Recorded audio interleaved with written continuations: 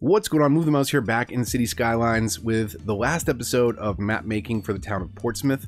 I'm creating a map from the ground up for the next Let's Play series, Season 7. The first episode will be out next week. In order to get the map finalized, we need to provide connections for air, shipping, and rail. Now, air is perhaps the easiest one, but there are a couple considerations. First, just like with the highway connections, they need to come from off the map and then go somewhere and then off the map again. So that creates your incoming and outgoing connection. Now, you can't overlap these or intersect them like you can with roads, so do keep that in mind. And what I've done here is just create kind of two parallel routes on either side of what will be our airport runway. And if you're creating a map from the ground up, it's important to consider too that the planes are going to follow that path and then divert to get down to your runway. So if you don't want them doing really crazy corkscrews to come down to your airport, probably make those parallel with the major runways that'll be in the area.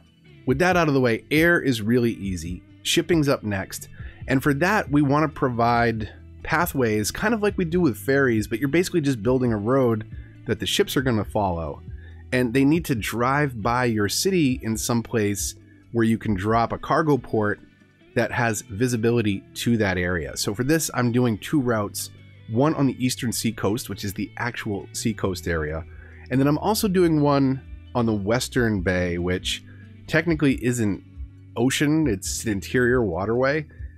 But for the purposes of this build, we'll go ahead and provide people with a few different connections. So depending on which way they want to build, there's options. The last thing that we want to add in is rail connections. And those of you that have been following my channel for a while know that I've had some frustrating luck with rails where they're kind of just outside the map or, you know, off in a tile that doesn't really make sense for the growth of our city. So I'm running my rails very much along the central artery of the highway.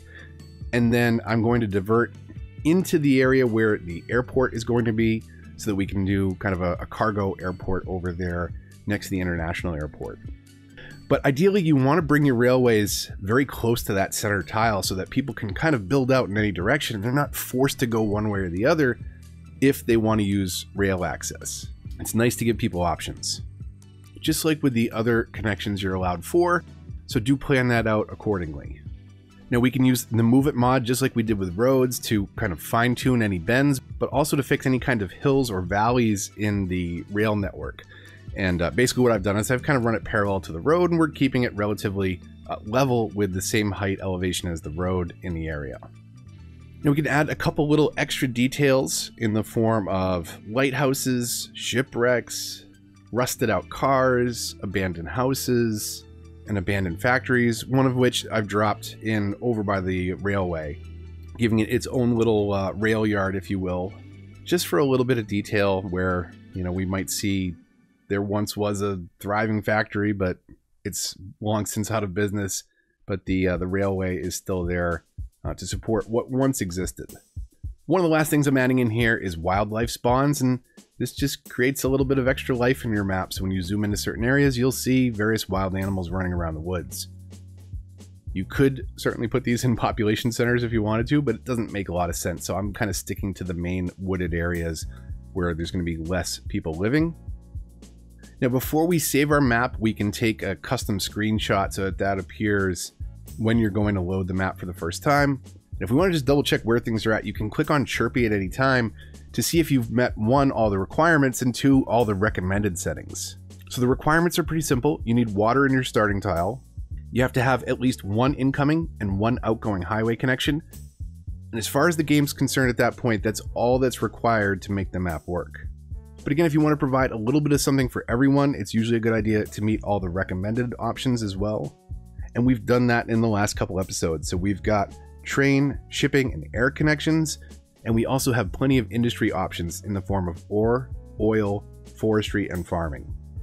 But that's the basics of building a map in, well, I guess 4 quick episodes. But hopefully you enjoyed, and hopefully you stay tuned for Season 7 of the Let's Play, which will get started in about a week. And we're going to be building up the town of Portsmouth from the ground up based on this map. So once I have my asset collection all set up, and I'm probably going to do a video on that, I'm going to publish that collection to the Steam Workshop as well as this map itself. So if you want to follow along and put your own twist on this town, that will be available for any of you that are on PC. Hopefully you enjoyed the video, and if you did, likes, comments, and shares always help the channel a lot and are greatly appreciated. If you're new here, subscribe and consider hitting the bell to get notifications for updates in this and other series. Stay tuned for Let's Play Season 7. We'll be kicking off in about a week. Follow me on Twitter and join the Discord if you want to get involved in the discussion. But until the next one, this is Move the Mouse, signing off.